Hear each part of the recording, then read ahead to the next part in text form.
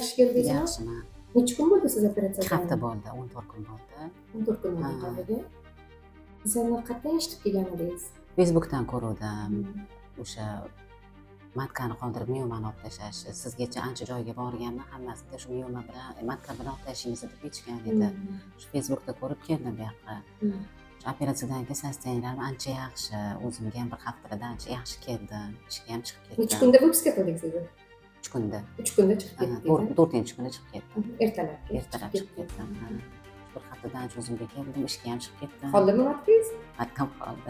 Rahmat sizga. Ishlaringizga baraka bersin. Ayollar kasal bo'lishmasin.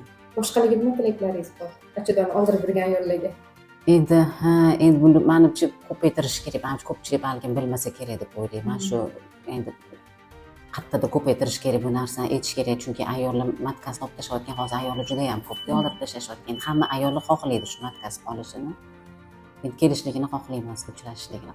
Lekin sizga ham boshqa joylarda matkani olamiz deyishgan. Olamiz deyishgan. Nima deyishgan? Shu matka bilan olib tashlaymiz. Однозначно matka bilan olib tashlaymiz deyishgan.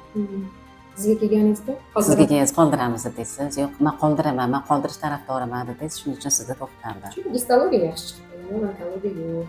Nakorlar normada chiqdi, hamma narsa yaxshi. Ma'lumotlar chiqib turadi. Kichkinagina bu hozir. Yaxshi qarashdi. Bu vaqtida o'sha soat yotdingiz reanimatsiyada.